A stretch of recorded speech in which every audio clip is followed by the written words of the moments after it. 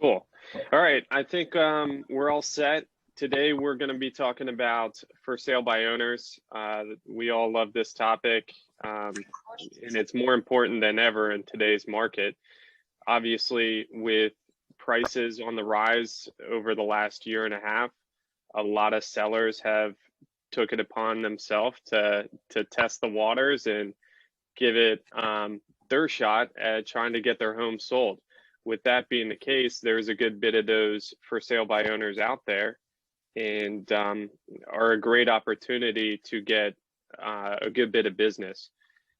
For those of you who don't know, Tim Lagercio is on our team now, and he's been a rock star, kicking some ace, getting these for sale by owner listings.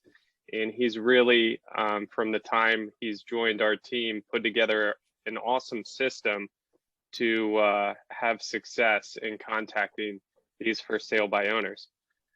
With that being said, I'm gonna kind of pick Tim's brain here for a little bit and have him shed some light on his system and his approach to getting these listings.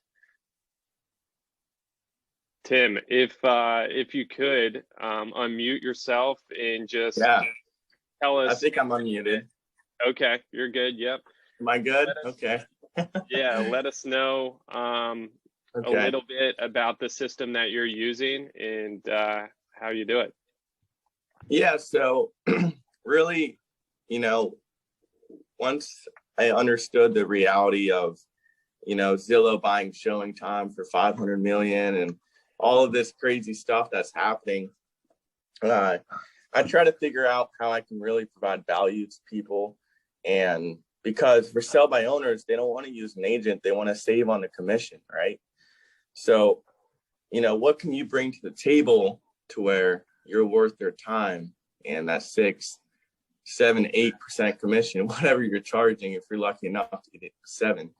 But normally with for sale by owners, you won't ever get that high.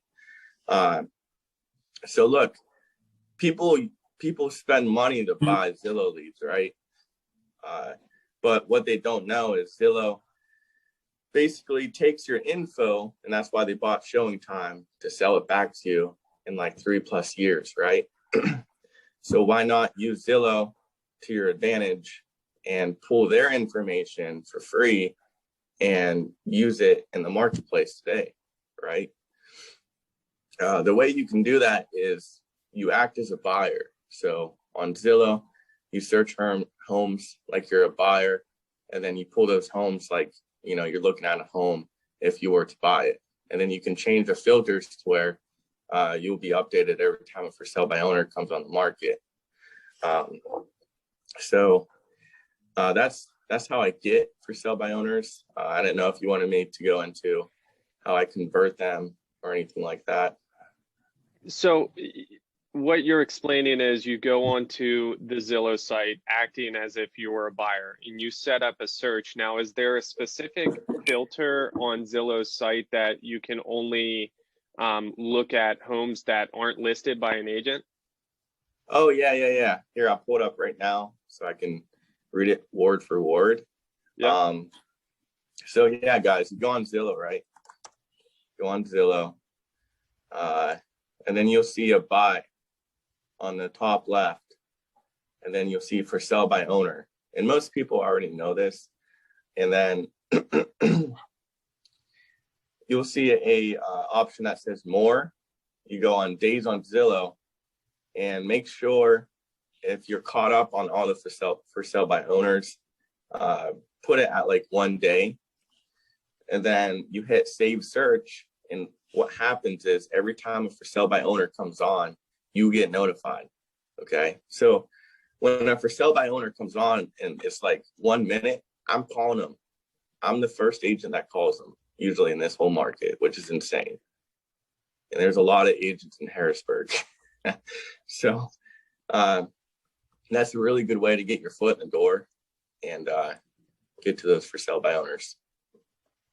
For sure. So you're setting up a save search and you have notifications. So anytime a new for sale by owner comes on Zillow, you get notified right away, and then you call them immediately Yeah. Can you tell us, are you using the Mike Ferry script in that scenario? Or are you just having a conversation? How's that conversation go? To be completely honest, I've studied this over a span of 4 years. I've read almost every book there is on this stuff and almost every YouTube video you can find. So I do use some of Mike Ferry stuff, but I also pull information that's, I think really great.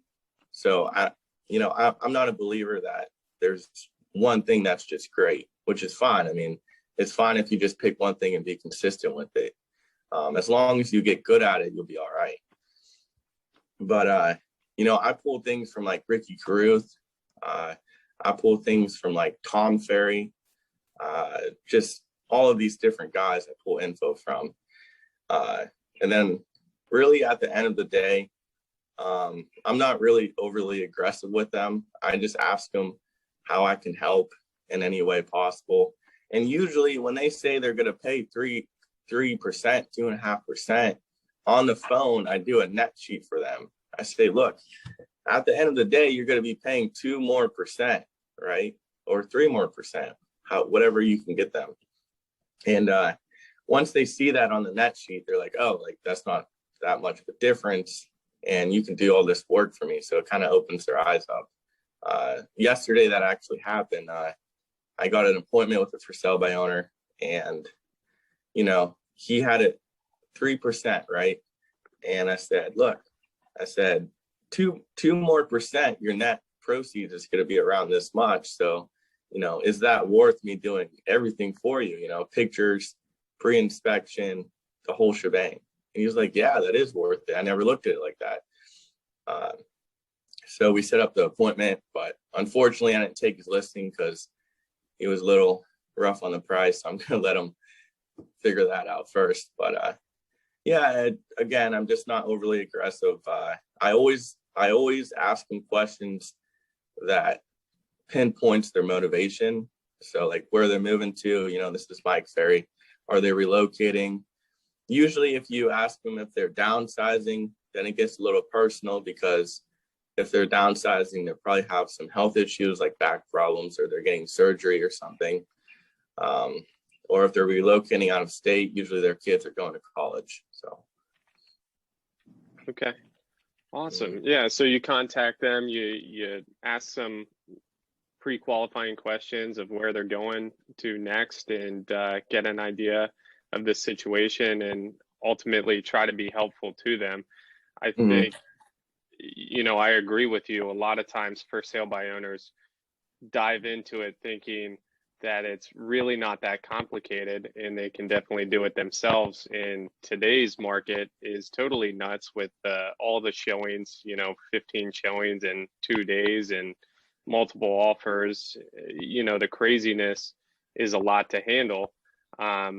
So contacting them early, like you're doing, is good timing, because you're getting in the middle of that and helping them, in a really good way. And like you said, 2%, it's easy for them to think, oh, I'm saving that money by doing it myself. But when you do the cost sheet, it really, in the big picture of things, it's not a whole lot for them to, one, get expertise on how the transaction goes and handling all the paperwork, and being a shelter of liability for them. So you do provide a ton of service. With that being the case, you talked about not being too pushy, or, really trying to close them on the first call. What type of follow-up systems are you using to kind of stay in touch with these folks and hopefully convert them down the road? Yeah, I do want to mention a few things before I jump into that. Every for sale by owner I sold, I actually did net them more money than they would have on their own. So, I never felt like at the end of the transaction, like I took their money or they'd spent more money than they had to. Because at the end of the day, people really don't need an agent to sell their home. I mean, if you look at it like that, then you know what value you have to bring to them, and then you stop thinking about the commission. with the following up system, to be honest, Brooks, I don't have any follow-up system. What I do is I have this notepad here, right? I write down the address, the name, the number, when to call them back. The key thing to this is if they say to follow back up in like 2 weeks, you want to cut that in half. So follow back up in a week, because usually if you follow back up in like 2 weeks, then you'll lose the listing. Some other agent will get it. And typically, according to my statistics, if they say they'll follow up in like a week, normally you'll get the listing. If it's longer than a week, it'll probably be sold, or you'll lose it. So I just use a notepad and a pen. I don't use a CRM or anything like that. So okay. Well, that's cool. That's a pen and paper approach that definitely is tried and true, and it works. I know my grandfather and uncle used to use a similar system, like a Rolodex system, where they put them on note cards and shuffled through, and that was their follow-up system at one point in time. Obviously, you can use a CRM if you want to, and make it digital. But whatever, like you said in the beginning, it's not one system that fits all. Everybody can have their own way of doing things on that. Right. If I had more of a budget, because I'm just starting out, I'd probably look into a good CRM. But the cheap CRMs, I'm just being completely honest. I don't think they're worth the money spent. I really don't. They're just, you're just better off with the pen and paper. Sure. Yeah, some of them get a little glitchy, and the saying's always true. You kind of get what you pay for in those instances. Uncle Tim and Poppy, are there any questions that you kind of want to add to this on his approach?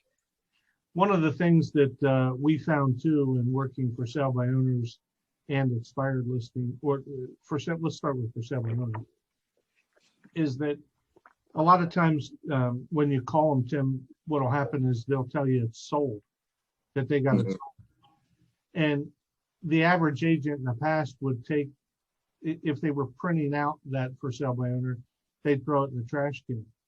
Well, we'd always follow back up in a week or two, like you said, because what they think is sold never really happened. You know what I mean? So the deal fell apart, the buyer wasn't qualified, and now all of a sudden they've given up and they're looking for a great agent at the time because they thought it was easy and then it didn't go together. I mean, look how many deals we have that don't go together and how complicated they are. Can you imagine a for sale by owners? So somebody tells them, oh yeah, I want to buy your house. And, the agent picks up the phone and calls and they're like, nope, but I've got a buyer, I got it sold, that type of thing. And you'll call back a week later and it won't be. So just a little advice there. Dad, anything else you? Well, yeah, also with the for sale by owners and the expired used to do, and you could probably print that. I don't know, on Zillow, you just opened my eyes that that could happen, Tim, and kudos to you for exploring that. But I would print that, if you can, I would print that out and just have a notebook for your follow-up. It doesn't have to be extensive. That's what I used to do. Yeah, ours was a free, we just got an 8.5 by 11 notebook. We'd print out the listing, 3-hole punch it, and then just over a 6-month period, you keep going through it, and you're going to follow up on those people, even though.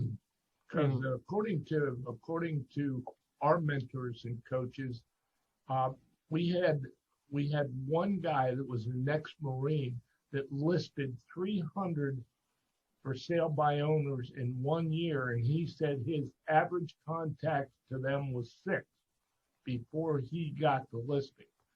Now, I can tell you straight out with a straight face, Tim and I weren't that good. But that to me was very, very exceptional, and I learned a lot about recontacting them, and just what you said about not being real pushy.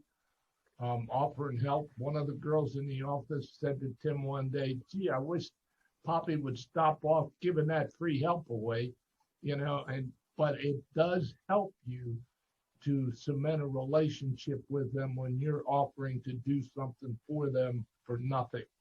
So, for instance, if they say to you that they got the property sold, you can say, well, look, if you have any questions or need any free advice or free help, give me a call. I'll help you through the process a little bit. And, as it starts getting complicated, are they going to go back and call the person that was aggressive with them, that they couldn't stand because they wanted to do it on their own? Or are they going to go back to the person that was nice and offered them the free help? And that's how a lot of listings that way. And also got a lot of, at the time, $1,500 or $2,000 to help them through the paperwork process.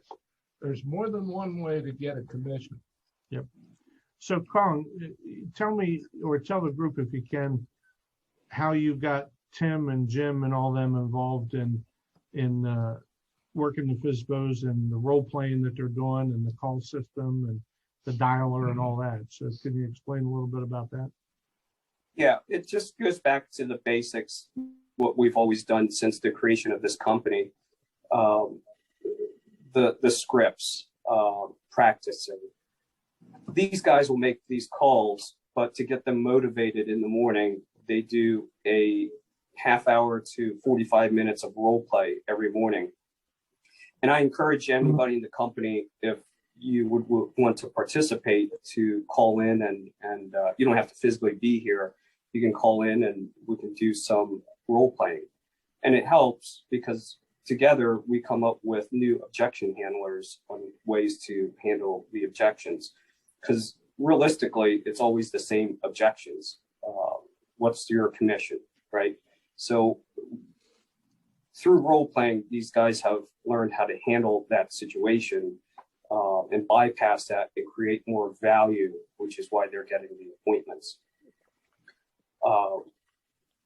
Again, if anybody's interested, you're more than welcome to reach out to me and we'll get you on the list and make sure you're on the calls at 8 o'clock. So the accountability is huge too. I'm always checking up on them at least twice a day just to make sure that they're getting their calls in. And if they need help on an appointment, we're certainly here to go with them. So.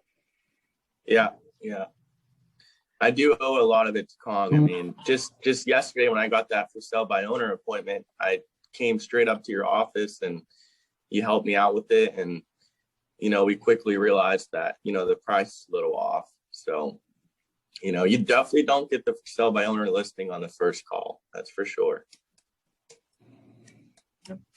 Is there anybody else that's working for sale by owners that would like to talk about the system that they're using or one that they've used in the past?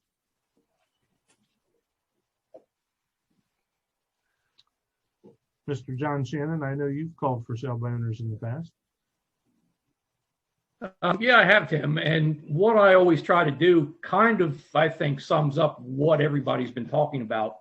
And that's just to create more value for them and help them to see that it's not a great expense on their part.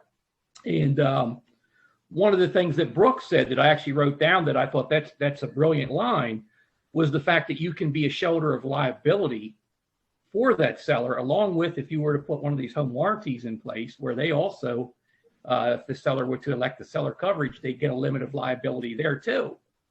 So I think that's the biggest thing for me is just trying to create value in the eyes of that seller. Tim, I have also done for sale by owners. Now I don't do it quite to the extent that Tim is doing it, but we do have success here for how we convert them over.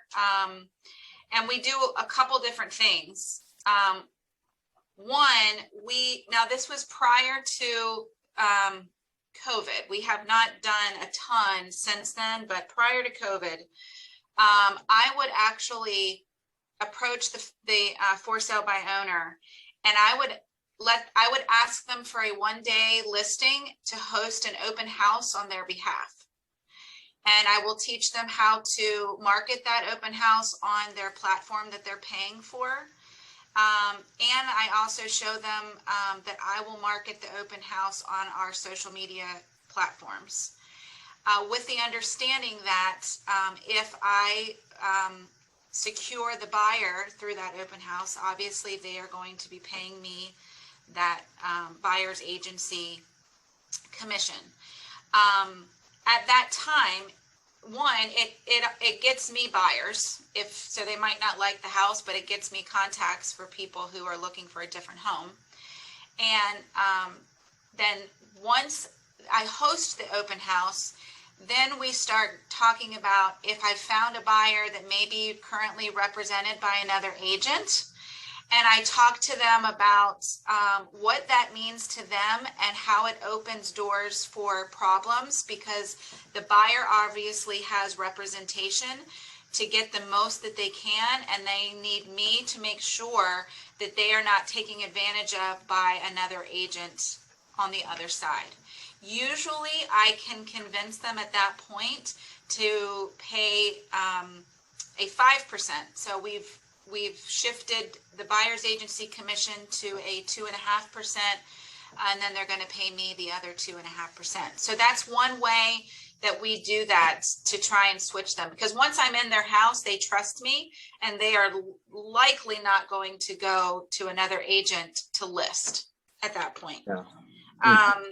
The other thing that we do is if someone says, well, we have an offer coming in from a buyer who is not represented and we do not want to pay out a commission, at that point we give them a price breakdown of what it would cost for us to handle the transaction with a transaction fee. And so Seth can attest, over the, even now we've probably held maybe 4 transaction type fees, and those have gone anywhere from a low end of $1,500 to a high end of about $5,000, depending on the scenario in the house. So we try to convert them in 3 different ways. Okay.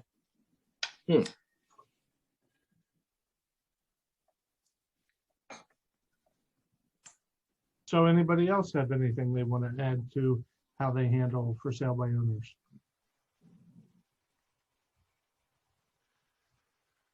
As Stacy said, I think it's a great idea, like when you are calling a for sale by owner, that if they say, you know, they are willing to pay 3% to a buyer's agent, you know, you'd be positive about it. That's fantastic. When can I come over and take a look? Because once you get in the house with them and you start walking around and asking them pre-qualifying questions while you're walking around, you can establish better rapport and get a chance to, you know, to give them one of those objection handlers, like, you know, if I did all the work for you and I brought a buyer and I netted you what you wanted in your pocket, would you have a problem with me getting a commission? I mean, the important thing is getting them what they want in their pocket. And if you're able to get them that, would they consider at least listing the home with you? You know, again, if I was able to net you what you want in your pocket, and I did all the work for you, would you at least consider listing your home with me? Because why wouldn't they, if you're going to get them what you want? And like Tim just said, there wasn't a deal that he's done now with these for sale by owners that he didn't get them what they wanted in their pocket. So they're walking away happy, he's walking away happy, and he's tapping a piece of business that a lot of people are not interested in working. Like, for instance, when my dad and I did it, we weren't like the guy he was talking about that did 300 deals, but it represented 12% of our income. 17% of our income came from expired listings, 12% came from for sale by owners. But when you're doing a lot of business, 12% is still a lot of money. So, you know, it's just another piece of the pie that maybe, you know, those that are working just past clients and centers of influence, you start working a little bit of expireds and for sale by owners, you're adding another slice of the pie to your income. So, you know, and you've got to look at the situation where when you're calling your past clients and centers of influence, it's almost like growing your garden, because that's what it really is. You're doing something nice for them all the time, and you're taking care of them The for sale by owners in the expireds are saying, hey, I want to sell my house. Most people will not approach them because they don't have the skills to talk to them in the manner they need to be talked to. What happened to us was when we had the scripts and the dialogues, and then we started practicing the objection handlers, you get to the point where you don't care what they say to you in an objection, you have the ability to overcome it. And that's the necessary ingredients, because those guys, they're there. You're fishing in the pond where they want to bite one way or the other, and you need to do that with them. It's found money if you're willing to approach it. Fish where the fish are. Yep. One thing I will say that I have, that Tim L. Brought up was about the listing that you didn't take because of the price concern.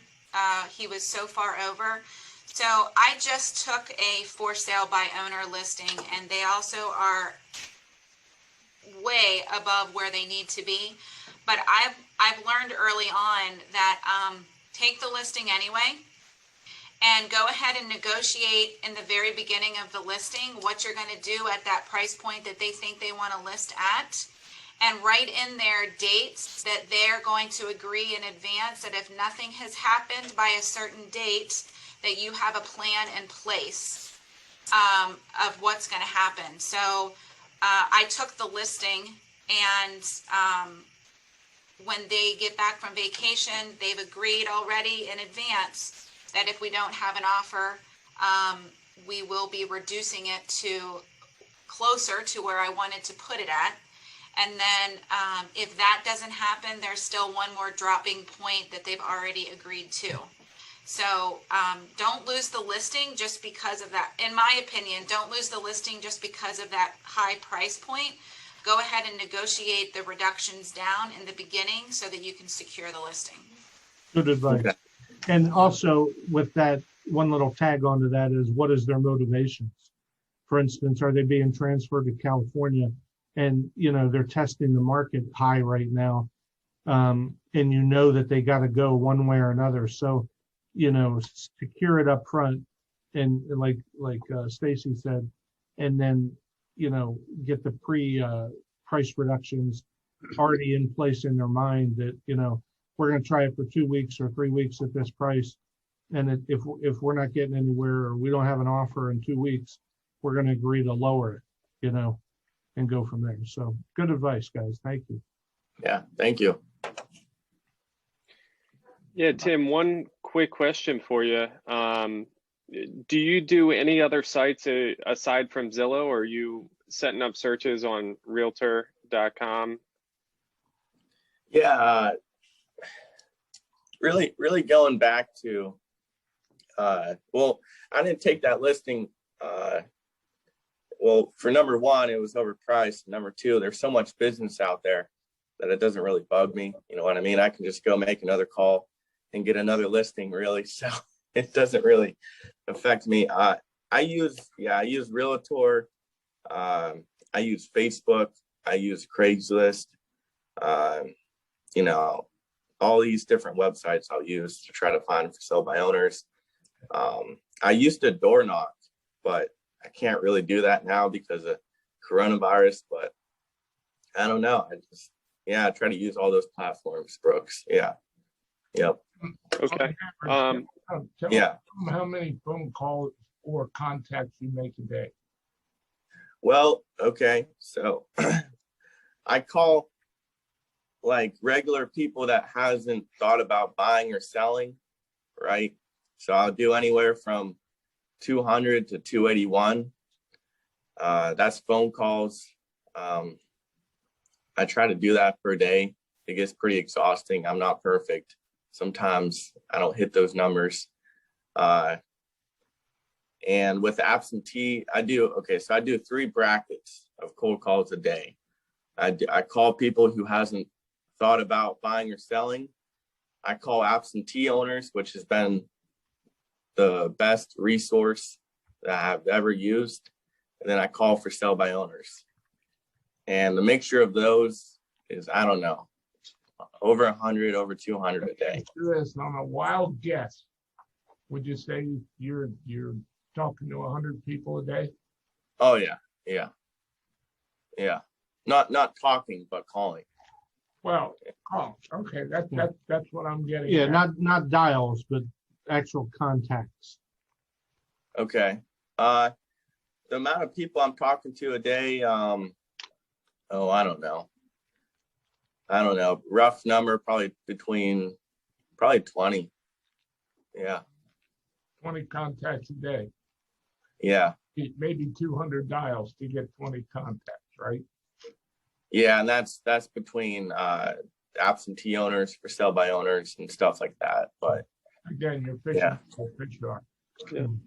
Yeah. Now, Yeah. the absentee owners, if they don't want to sell and they're looking for a good management company, maybe you and Brent ought to be talking to each other and show Yeah.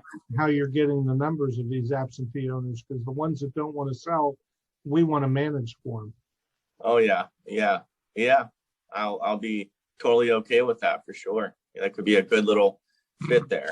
Yeah. Tim, can you tell everybody the dialer system that you kind of spent some money on and are using that's definitely helping you out get these phone numbers and make the contacts? Yeah. So again, I don't spend money on marketing. I just spend money on the dialer. So that's the only thing, I'm spending money on. I happen to know the guys that own the business. So I get money off, and I can get money off for anyone as long as you mention my name or Ricky Cruz's name.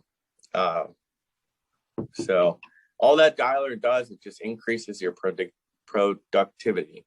So what it does is it automatically dials the number. It leaves a voicemail for you. So you can call 200 a day pretty easily. But I will say, again, most of my business came from for sale by owner and absentee. Okay, like 1% of my business came from just calling random people. Sure. Now, is this dialer, is this an app that you download on your phone and you use within your smartphone, or is it a web-based sort of thing? Can you explain that for people? So unfortunately, the Bright MLS restricts third-party websites like Mojo, RedX, Vulcan 7, those dialer systems.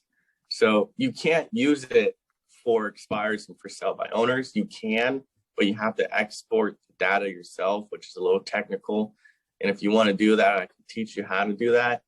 But again, Bright MLS is the only platform really that restricts that. So really, you can only use it for calling like random people, but it's all web-based. It's a website. It connects to your phone, and then you just dial away. And then you can even get to the point of a triple line dialer. So you can be calling 3 numbers at a time until someone picks up. So you can do What's the name of the program that you use? Yep. I used RedX, didn't really work well in this market. I'm having a lot of success with Mojo. It's Mojo, which I would recommend for this market. Yeah. Tim, There's I'll a get lot that. of top producers that use it. Mm-hmm. Awesome. I'll get that link from you, and then I'll send it out to everybody with the recap so that you guys have access to their website. Awesome. Is there anything else that anybody wants to chime in on or add? Anything in particular regarding for sale by owners? It's a great way to get additional business from your database, in addition to your database. You've always got to look at it as plus business, no matter how you do it. Yep. Awesome. Good call, Brooks. Yep. I would like to, just say this. Some of us, maybe all of us, are experiencing a little bit of a slowdown right now. And I want you to look at why that's happening, if it is happening.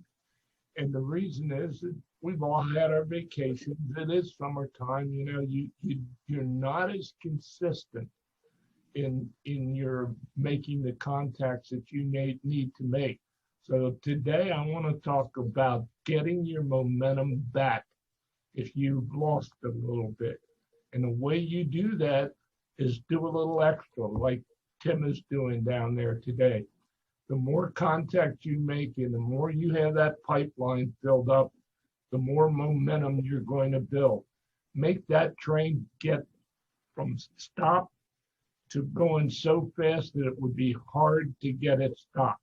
And that's what we need to do to really finish out this year in great fashion. So keep that momentum and keep the positiveness in all of your calls. Be a happy person. Yeah. So Bobby, if you can just tell us real quick, because you're in some momentum right now, tell them how happy your next door neighbor is. What and about that deal real quick. You got them how much over asking price? Well, Hampton first Town? of all, I'm going to tell you how sad I am because I wrote a contract too, and the other agent beat the hell out of mine. So I lost on both ends of that. But the bottom line is that we got them $22,000 over list, and it was all cash, no inspection. Yeah. And that was your next door neighbor, right? That was my next door neighbor. Yeah. So he's happier than I am. well, you still got half a deal. You just That's didn't right. bagger. But the whole is better than a half. You know that. Yeah.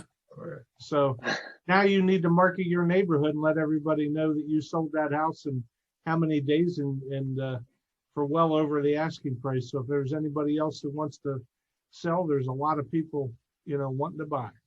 What was interesting is I got a call from my next door neighbor on the other side last night saying that he got a call from an agent that wanted to know if he wanted to sell because the house next, just down the street, 2 blocks from me, or two houses from him, sold that fast. So somebody's marketing already in there. Okay. Yeah. Yeah. But congratulations on that. And Sandy, you had one too. You got you won an escalation, didn't you? I did.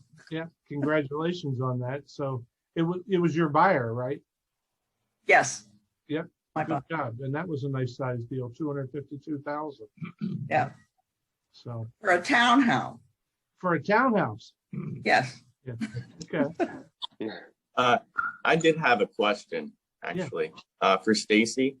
If you take now, because I've had this happen in the past, if you take an overpriced listing and you just say, hey, look, let's just start here, we'll work our way down. But the problem is, in this market, I sold it at a high price and it didn't appraise. So, I mean, can you kind of go more into that? 'Cause I'm kind of curious of how, if you were to take it at a high price and it does sell, how do you go about that?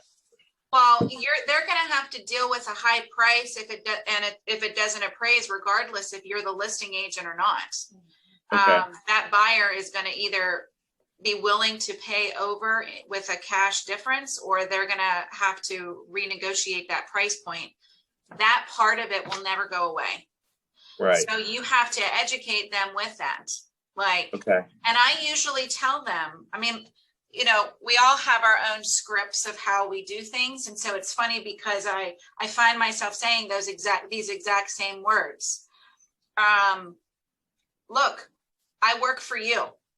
I'm here to help you get the most we can for your house. If you feel like you want to try X at this amount of $500,000, I'm willing to do that for you and spend money to market this, but you have to be willing to do something for me. If this house does not sell in X amount of time, or we do not have a revolving door in and out of this house in X amount of time, I've put the money up front at your price. You need to be willing to do something now for me, and we're going to go at this price. And we're going to do it on this date. And I write it right down for them so that they can see it. And then I do it one more time. I'm like, and if it doesn't happen in 2 more weeks, then we're willing to go to this price point. And I just explained to them, Nothing is done with that price point until they ultimately sign off on it, but they know we have a plan. They know I'm going to spend money to market their house at that 500,000 price. But they also know that I might think it's only worth 450, but I'm willing to push the envelope is the word that I usually use with them, in order to see if this market will hold it. Okay. And then you just educate them on the fact, hey, we may find a buyer who's willing to spend 500,000, but we need to be prepared that the comps do not support the 500,000. And here are the things that we will look at doing if that happens. But I try not to give them the negative until I have the listing signed. Once the listing is signed, then I can work all the different angles for the things that may or may not happen at that point. Okay. Thank you. It's funny that you said that, because my dad and I had a coach, his name was David Norberg out of San Diego, California. And he used to tell us all the time to get the listing signed and then start negotiations. Yes. You know, but I could tell you one thing, Tim, I'll give you 2 pieces of advice before we end the call. There's been 2 times in my 30-some years that I thought I was a real expert. And I got handed my ass to me by not knowing what somebody would be willing to pay for a property. One was in Lake Mead. And, you know, the seller wanted more money, and I looked at the comps and I said it was never going to happen. And he listed it with somebody else and he got his number. And one was at the beginning of this year, when before the prices went crazy, there was a big farm that Regina had, and we looked at all the comps and we were sure that it would never sell over $400,000. We wanted to list it at $385. They wanted to list it at $485. And guess what? Some cash buyer came in and they didn't have to worry about an appraisal and they bought it. So every time I thought I was an expert, I lost money. So I got you. like Stacy said, get the thing under control, figure out what their motivations are. Now, if it's a townhouse and every townhouse is selling for 200,000 and they want 300,000, that's a different story. But if it's like the one that I lost up in Potter County was a home on 100 acres, you know, so what's the value of the 100 acres? You know, in my opinion, the value of the 100 acres was, you know, $3,000 an acre, and somebody else says it's $5,000 an acre, and I was wrong. So I'm just saying, you know, figure it out. Maybe this one wasn't the right one, but like Stacy said, maybe it's one you can get under control and then negotiate them down. But great call, Brooks. Thank you, everybody, for your participation and your, you know, advice. Willingness to share. Yep. Absolutely. And we'll look forward to seeing you next week on the call. So. Yep. Take care. Bye. All right. See you guys. Great call. Thank you. Thanks.